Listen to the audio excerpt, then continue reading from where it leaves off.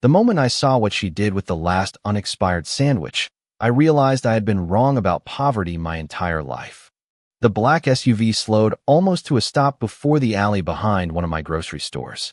Rain drummed softly against the windshield as the headlights swept across overflowing dumpsters, damp cardboard boxes, and puddles that reflected the flickering security light overhead. It was nearly 10:30 on a chilly Thursday night in Chicago. My driver glanced at me through the rearview mirror, waiting to see if I wanted to continue home. Then I noticed her. A young black woman stood beside the dumpster wearing a faded gray hoodie that was at least 2 sizes too large. The sleeves were soaked from the rain, and her sneakers looked as though they had survived one winter too many. She wasn't tearing garbage bags apart the way I'd unfortunately seen desperate people do before. She worked carefully, methodically, almost respectfully. She wore a pair of thin, disposable gloves and gently opened sealed bags that had been discarded only because they had reached their sell-by date. She inspected every package under the glow of a small flashlight before placing only a few items into a worn backpack. Milk, a loaf of bread, a bag of apples with one bruised fruit removed. Nothing more. What is she doing? I asked quietly. My driver shrugged. Probably looking for food, sir. That answer should have been enough. After all, I owned over 400 grocery stores across the Midwest. I had seen reports, statistics, and charitable outreach programs for years. Hunger existed. Poverty existed. Numbers filled spreadsheets every quarter. But numbers never looked like this. She suddenly froze. A little girl, perhaps 7 or 8 years old, peeked from behind the brick wall nearby. She wore a bright yellow raincoat much too thin for the weather. The child smiled. "Did we find dinner, Mommy?" The woman immediately smiled back, a smile so warm it somehow pushed away the cold rain surrounding them. "We found ingredients for our special adventure meal." Adventure. Not leftovers. Not survival. Adventure. The little girl clapped happily. "I knew we'd be lucky today." The woman knelt in front of her and carefully wiped rainwater from the child's face with the sleeve of her hoodie. "I told you, Maya. Good days always come after hard ones." There wasn't a trace of self-pity in her voice. No anger. No bitterness. Only determination. I should have looked away. Instead, I watched. The woman pulled out the sandwich she'd just found. It was still perfectly sealed. She stared at it for a second before smiling again. "You eat this one first." "What about you?" "I already had something earlier." The lie came so naturally that even the child almost believed it. Almost. Maya broke the sandwich exactly in half. "No." The little girl pressed one half into her mother's hands. "Heroes need dinner too." For the first time, I saw the woman's composure crack. Her eyes glistened. She kissed her daughter's forehead before accepting the tiny piece of food as though it were the finest meal in the world. They sat together on an overturned wooden crate beneath the leaking awning. They laughed. They shared stories. Anyone watching from a distance might have mistaken them for 2 people enjoying a late-night picnic instead of a mother and daughter eating discarded food behind a grocery store. Something tightened painfully inside my chest. I had spent 30 years building an empire that promised fresh food for every neighborhood we entered. Yet behind one of my own stores, a mother was teaching her daughter how to smile through hunger. As they prepared to leave, the woman carefully folded every empty wrapper and placed it into a trash bin instead of leaving it on the ground. Even now, even here, she refused to leave a mess for someone else. I watched her place one protective arm around Maya before the 2 disappeared into the rain, walking toward the bus stop beneath a flickering street lamp. "Sir," my driver spoke gently. "Should we go?"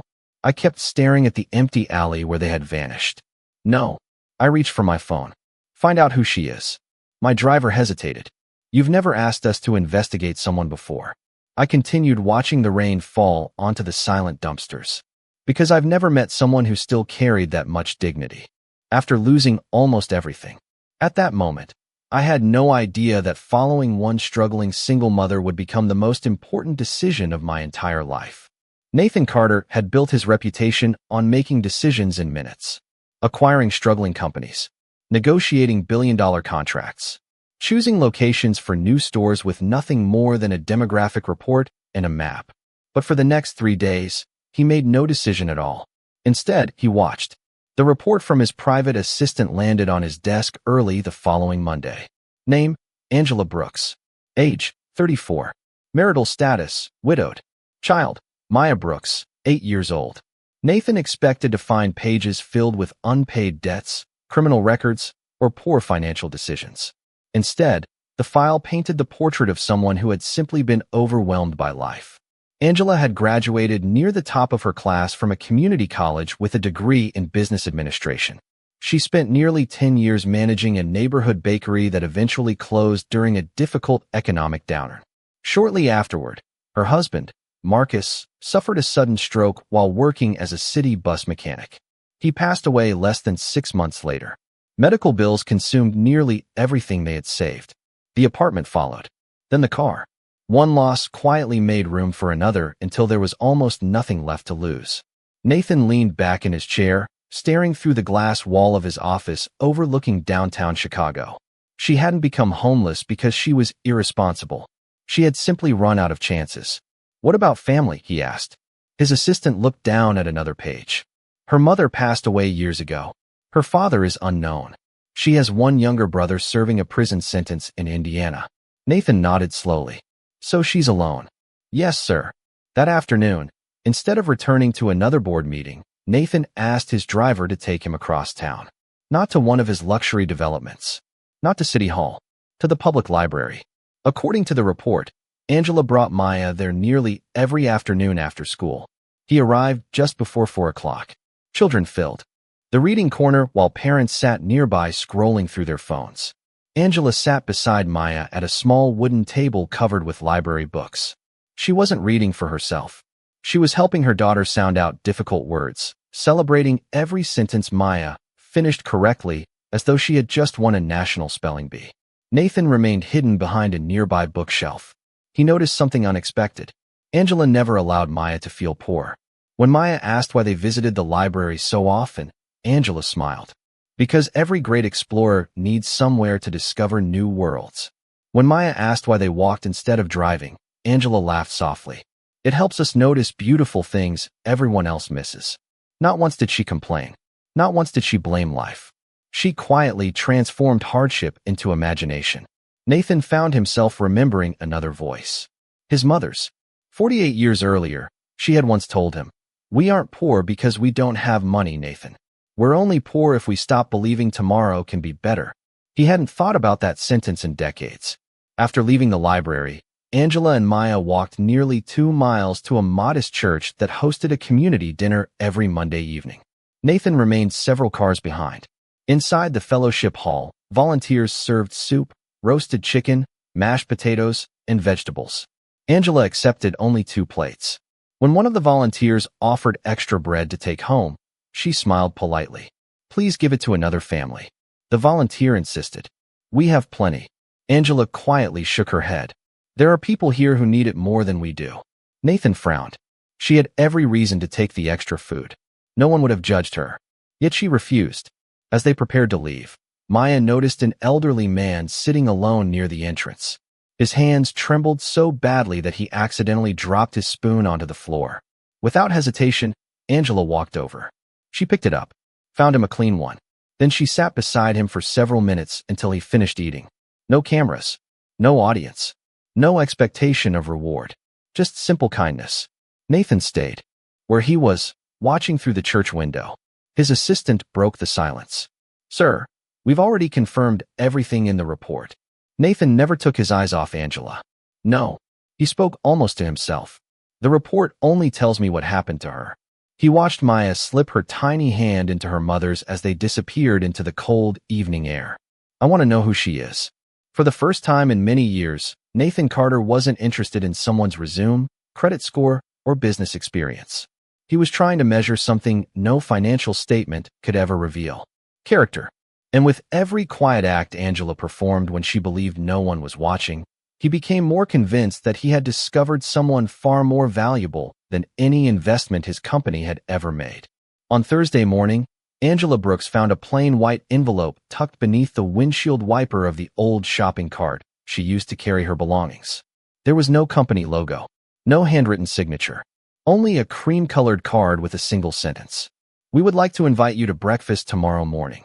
Transportation will be provided. If you choose not to come, we completely understand."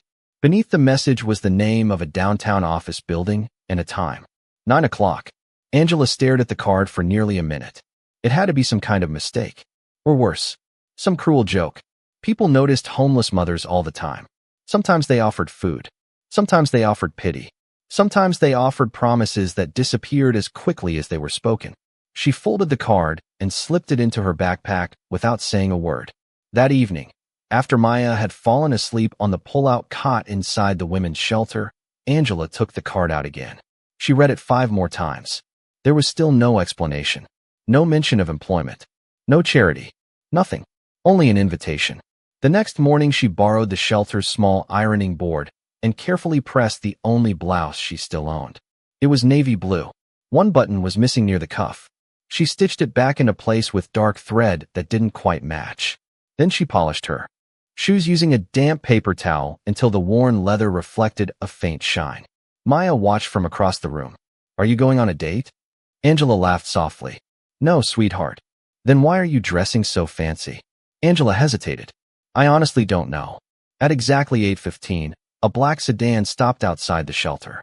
The driver stepped out and opened the rear door. Ms. Brooks. Angela froze. Yes. My name is Daniel. I've been asked to bring you downtown.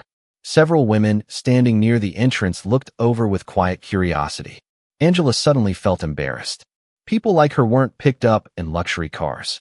She almost declined. But Maya squeezed her hand. Maybe today's our good day. Angela smiled. Maybe it is.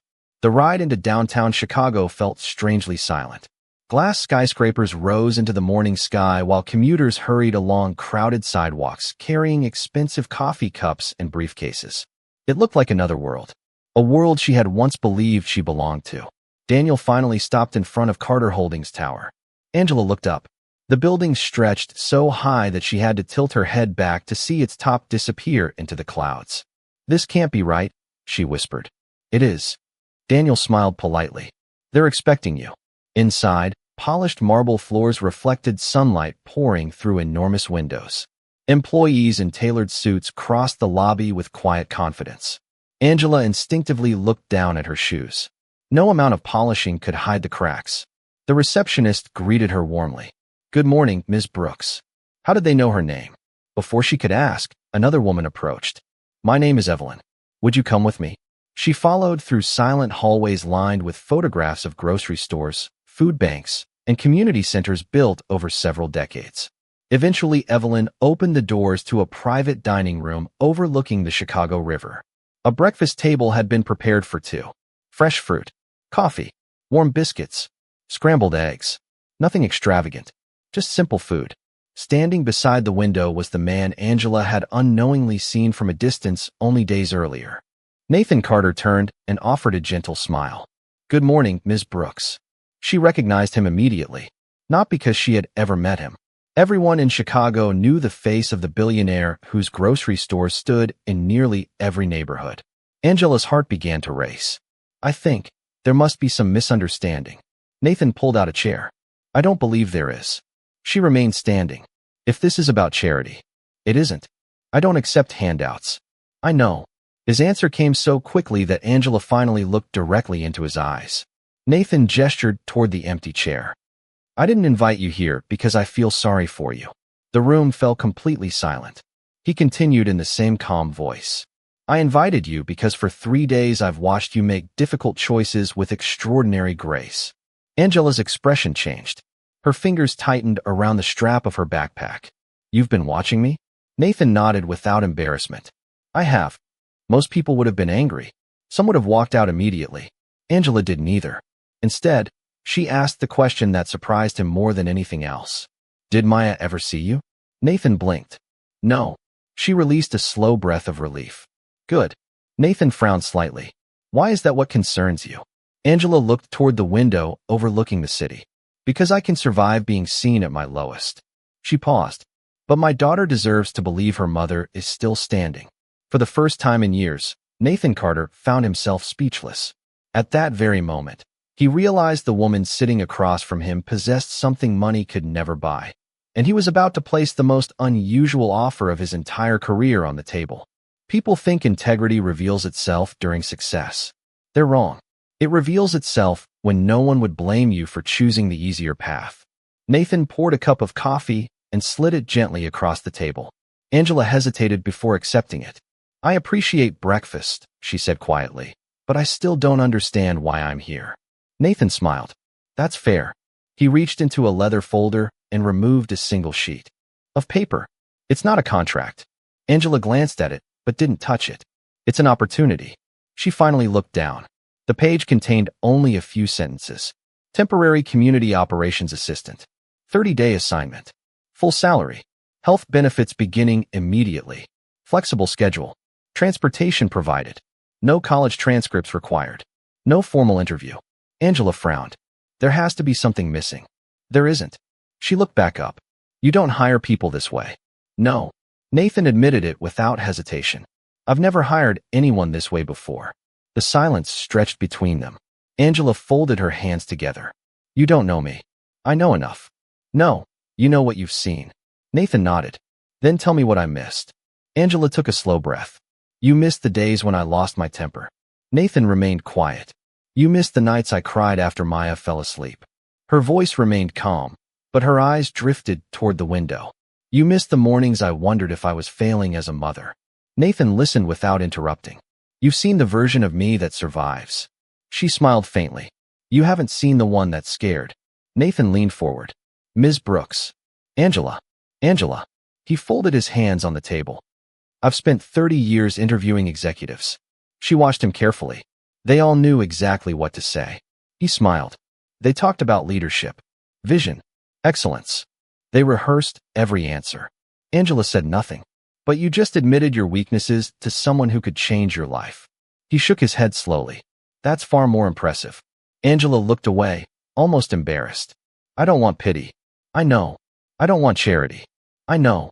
I don't want someone hiring me because I make them feel guilty. Nathan's expression became serious. Good. He slid the paper back toward her. Because that's not why you're here. She studied his face, searching for any sign of dishonesty. There are 3 neighborhood food distribution centers operated by my company. He continued. One of them has been struggling for over a year. Supplies disappear. Volunteers quit. Families complain. My managers keep giving me reports. He tapped the folder. I don't need another report. Angela looked confused. So what do you need? I need someone who understands dignity. She blinked. Nathan continued. You know what hunger feels like. You know what embarrassment feels like. You know how people want to be treated when life has humbled them. He smiled softly. My executives don't. Angela lowered her eyes. You think I can fix that? I think you can teach us. She almost laughed. A homeless mother teaching a billion-dollar company? Nathan answered immediately. Exactly. Before Angela could respond, there was a knock at the door. A young executive stepped inside carrying another folder. Mr. Carter, the board meeting starts in 10 minutes. Nathan nodded. I'll be there shortly. The executive noticed Angela.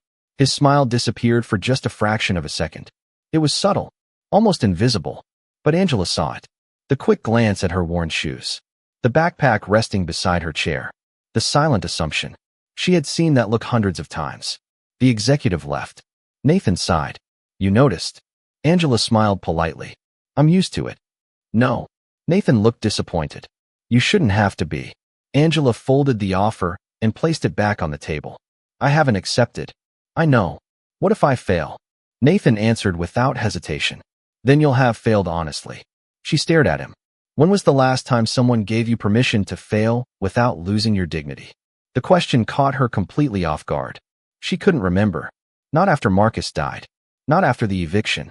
Not after every application that ended with polite rejection emails. Nathan stood and walked toward the window overlooking the river. When my mother cleaned hotel rooms, people assumed she wasn't intelligent. He smiled at the memory. They were wrong. She understood people better than any executive I've ever hired. He turned back toward Angela. I see that same gift in you. Angela's eyes filled, but she refused to let the tears fall. I'll work harder than anyone you've ever hired. Nathan smiled. I already believe that. She finally reached for the paper. Not because it promised a paycheck. Not because it offered security. But because, for the first time in years, someone had looked beyond her circumstances and recognized the person she had never stopped trying to be. As she signed her name, Neither of them realized that the greatest challenge wouldn't begin inside the struggling community center. It would begin the moment the people already working there discovered who Nathan Carter had chosen to trust. The first person to question whether you belong is rarely the one who changes your life. It's usually the one who has the most to lose if you succeed. Angela arrived at the Southside Community Distribution Center 15 minutes early on her first day. The building wasn't impressive. It was an aging warehouse attached to one of Carter Market's, where volunteers packed grocery boxes for struggling families and organized donations from nearby stores. She stood outside for a moment, smoothing the wrinkles from her borrowed navy blouse. This wasn't just another job. It was the first door that had opened since Marcus died. She silently promised herself she wouldn't waste it. Inside, the warehouse buzzed with activity. Forklifts moved pallets of canned goods. Volunteers sorted fresh produce into cardboard boxes. Families lined up near the entrance, waiting patiently for their weekly groceries. The air smelled of coffee, cardboard, and fresh bread. A middle-aged man wearing a company badge approached her. "You must be Angela." She smiled. "Yes, sir. I'm Robert Jenkins, site manager." He offered a polite handshake, though his smile seemed forced. "I'll show you around." As they walked through the warehouse, Robert explained the daily routine.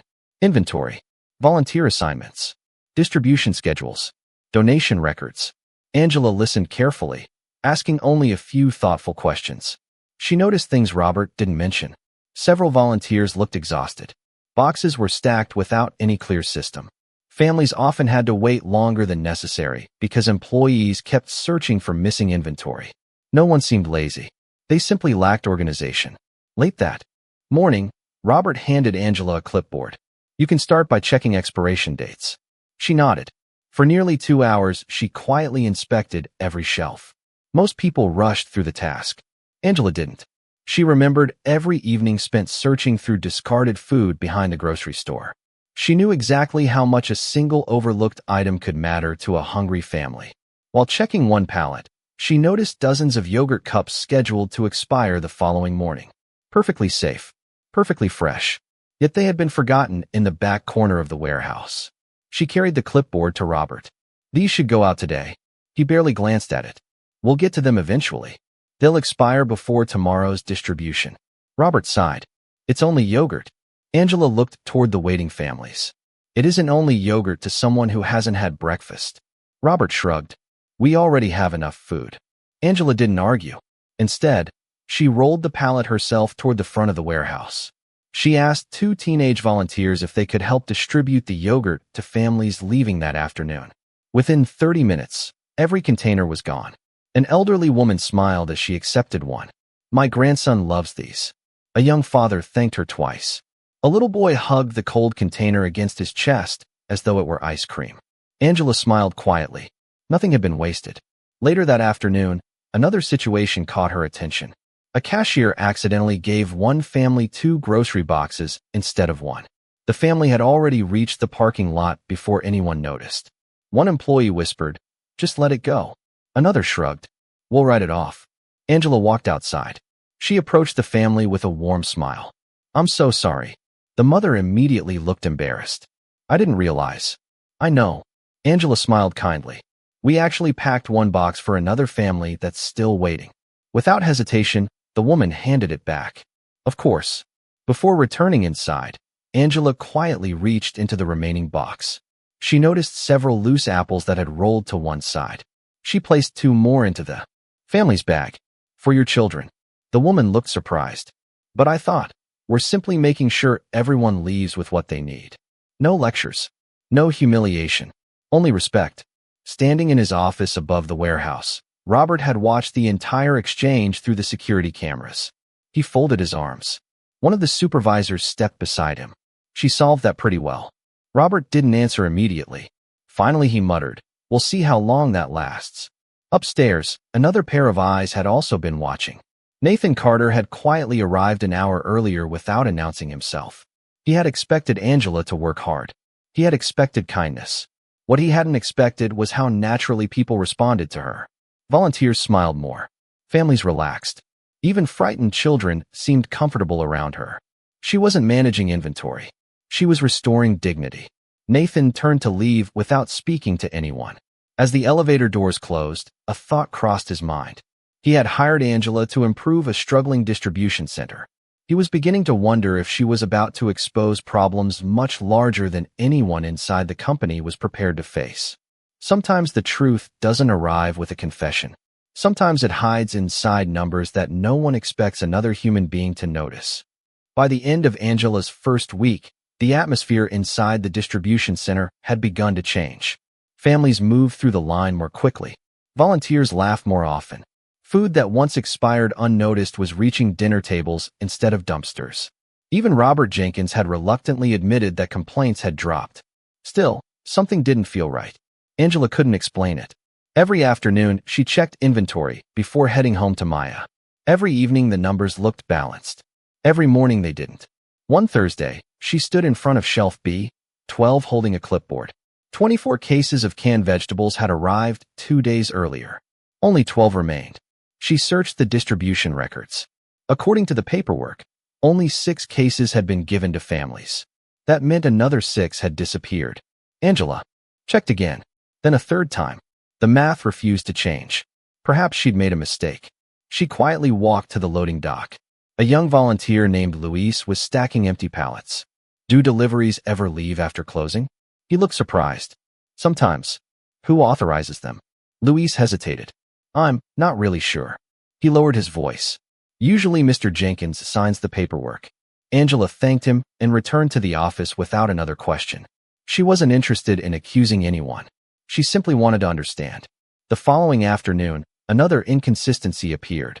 Boxes of baby formula, then frozen chicken, then fresh produce. Each discrepancy was small enough to escape casual attention, but together they formed a pattern.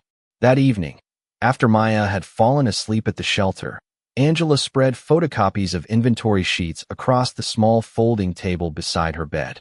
Marcus used to tease her about this habit. You don't just solve puzzles, he'd laugh. You chase them until they surrender. She smiled at the memory before returning to the paperwork. Suddenly she noticed something else. Every missing shipment occurred on Thursday evenings. Always after 5 o'clock. Always signed with Robert's authorization. The next morning, Nathan Carter unexpectedly visited the warehouse. He greeted volunteers, shook hands with employees, and quietly observed operations from the floor instead of his office. When he reached Angela, she smiled. I wasn't expecting you. I like surprises. He noticed several folders tucked beneath her arm. Settling in. She hesitated. Mostly. Nathan immediately recognized the expression on her face. What is it? Angela glanced around to make sure no one else could hear. I could be completely wrong. Go on. I found inventory discrepancies. Nathan's expression remained calm. How large? Not enough for most people to notice, but enough to feed dozens of families every month. She quickly added, I don't have proof that anyone's stealing. I only know the numbers don't make sense. Nathan folded his arms. Why haven't you reported this to Robert? Angela answered without hesitation.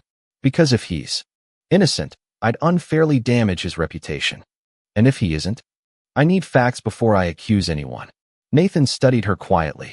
Most executives rushed toward conclusions. Angela walked carefully toward evidence. I'd like permission to keep looking. Nathan smiled. You don't need permission. You have it. That afternoon, Nathan requested security footage from the previous month. He didn't tell Angela. He wanted to verify her concerns independently. Hours later, sitting alone in the company's security, the hardest conversations are never about what someone stole. They're about the trust they quietly took with it. Nathan Carter waited until every employee had gone home before asking Robert Jenkins to step into the conference room overlooking the warehouse. The room was silent except for the faint hum of the air conditioner. Robert walked in carrying his coffee mug. You wanted to see me? Nathan nodded toward the chair across from him. Please. Robert sat down, looking more curious than nervous. Nathan slid a thin folder across the table. Inside were inventory reports, delivery logs, security photographs. No dramatic accusations, only facts. Robert opened the folder and turned the first few pages. His expression didn't change. You've been reviewing our numbers. I have. Nathan's voice remained calm. And I've also reviewed 36 hours of security footage. The room grew noticeably quieter. Robert closed the folder. I can explain. Nathan looked directly at him. I hope you can. For nearly 10 minutes Robert spoke. He claimed the extra deliveries supported neighborhood churches. He insisted some paperwork had simply been delayed.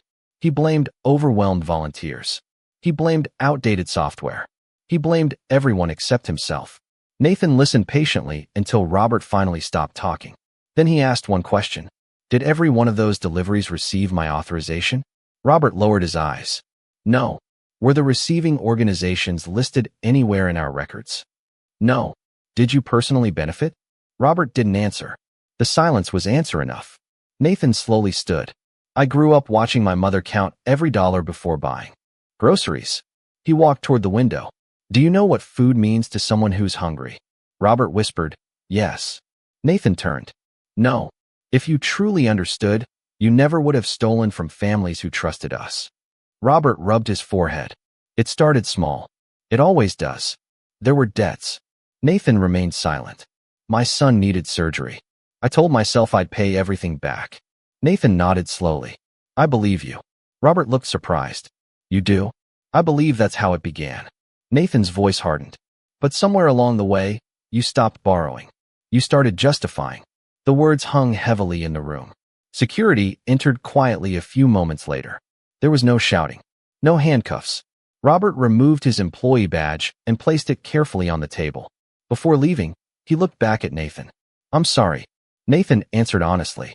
I know. After Robert disappeared down the hallway, Nathan remained alone. His thoughts weren't focused on Robert. They were focused on Angela. Without intending to, she had uncovered a problem that multiple audits, managers, and consultants had failed to detect. Not because she possessed extraordinary investigative skills. Because she noticed what happened to food. She understood its value. The following morning, Angela arrived expecting another ordinary workday. Instead, Evelyn greeted her near the entrance. Mr. Carter would like to see you.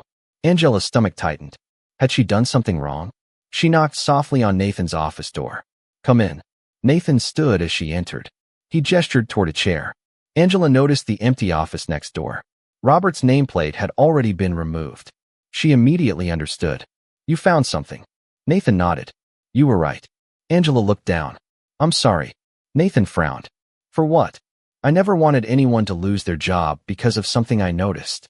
Nathan studied her quietly. Even now you're thinking about him. Angela answered softly. People don't wake up planning to become dishonest. They usually arrive there one compromise at a time. Nathan couldn't help smiling. My mother would have liked you. Angela laughed gently. I think I would have liked her too. Nathan opened another folder. This one contained no investigation. No evidence. Only a new proposal. The board met this morning. Angela looked confused. They've approved my recommendation. What recommendation? Nathan pushed the folder toward her. I want you to become interim director of community operations for every Carter Market distribution center in Illinois. Angela stared at him in disbelief.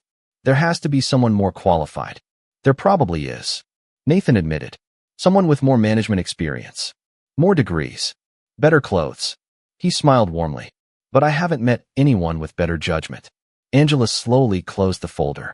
I've only been here a week. I know. What if the employees don't accept me? Nathan walked to the office window overlooking the warehouse below. They won't. Angela's heart sank. Nathan looked back with a quiet smile. Not at first. He paused. But leadership isn't about being accepted on the first day. It's about earning trust one decision at a time.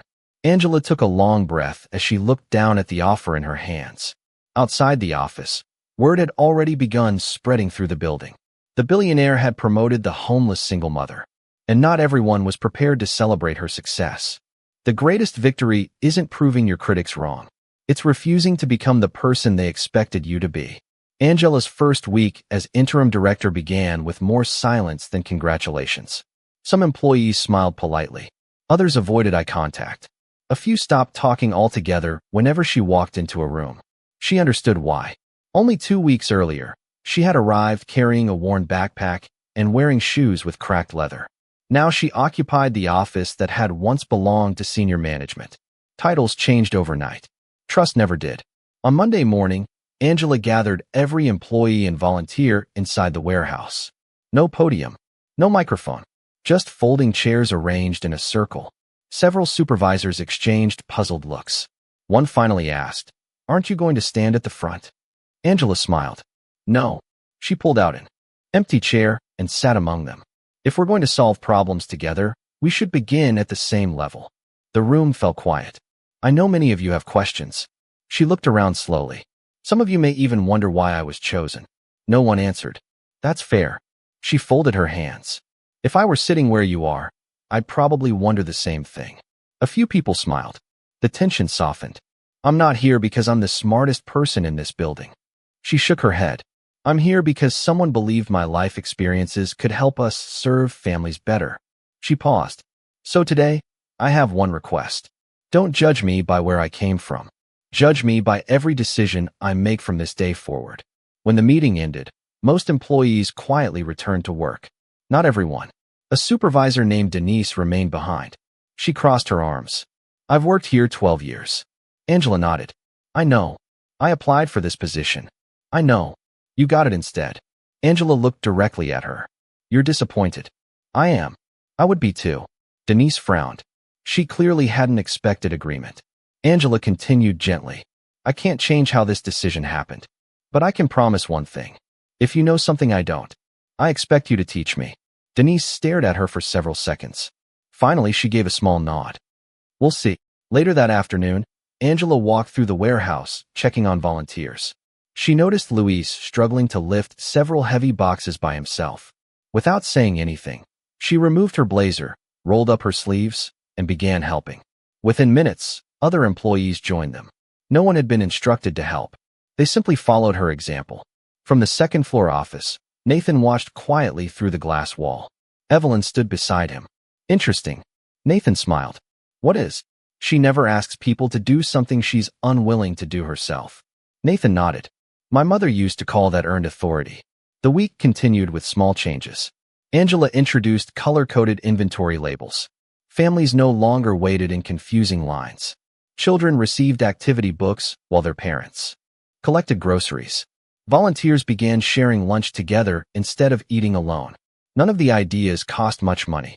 They simply required someone to notice what others overlooked. By Friday afternoon, warehouse efficiency had improved dramatically.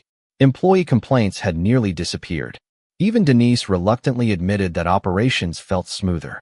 As everyone prepared to leave for the weekend, Nathan invited the entire staff into the loading area. Employees gathered in small groups, wondering what announcement was coming. Nathan stepped forward. I've spent many years believing leadership was measured by quarterly profits. He glanced toward Angela. I was mistaken. The room became completely silent. Over the past 2 weeks, one person reminded me that the true purpose of our company has never been selling groceries. He paused. It's making sure no family feels forgotten. Nathan turned toward Angela. The day I met her, she believed she was invisible. Angela lowered her eyes. But I saw something extraordinary. He smiled warmly. I saw a mother who shared the last sandwich she had. I saw someone who protected her daughter's hope before protecting her own pride. I saw integrity. Several employees looked at Angela with entirely new expressions. Not pity. Respect. Nathan continued. Some people believed I rescued Angela. He shook his head gently. The truth is, he looked around the warehouse. Angela rescued us. For a long moment, no one spoke. Then someone started clapping. Another joined. Then another. Within seconds, the entire warehouse echoed with applause. Angela felt tears gathering in her eyes, but she quickly blinked them away. She hadn't earned every person's trust yet. She knew that. But as she looked around the room, she realized something had changed forever. For the first time since losing Marcus, she no longer felt like someone struggling to survive. She felt like someone who finally belonged. And although everyone believed this was the end of her remarkable journey, neither Angela nor Nathan realized that the greatest surprise was still waiting just beyond the warehouse doors. A year earlier, I searched behind a grocery store for something to feed my daughter. Today, I came back carrying enough food to feed hundreds. Life has a remarkable way of returning us to the places where it first tested our character.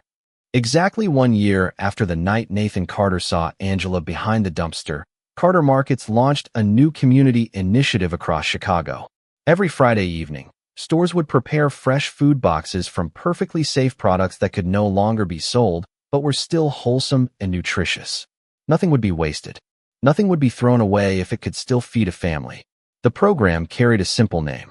Second table. Nathan wanted a grand opening with reporters, city officials, and television cameras. Angela asked for something different.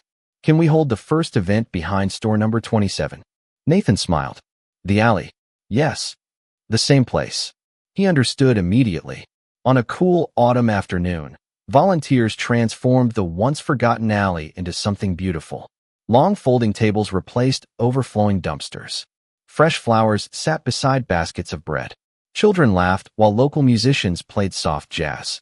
Families who had once stood in silent food lines now shared meals together around picnic tables. No one knew why Angela had chosen that location. Only Nathan did. As guests gathered, Maya tugged gently on her mother's hand. Mom. Yes, sweetheart. Is this where we had our adventure dinner? Angela looked toward the corner where she had once searched through discarded food in the rain. She smiled. It is. Maya looked around in amazement. It doesn't look sad anymore. No. Angela squeezed her daughter's hand. It doesn't. Nathan stepped onto the small stage. He thanked volunteers, employees, community partners. Then he looked toward Angela. A year ago, I believed success meant building the biggest grocery company in the Midwest. He paused. I've learned that success is measured by something much simpler. How many people leave your presence with more hope than they had when they arrived? He invited Angela to join him. She hesitated. Public speaking had never been comfortable.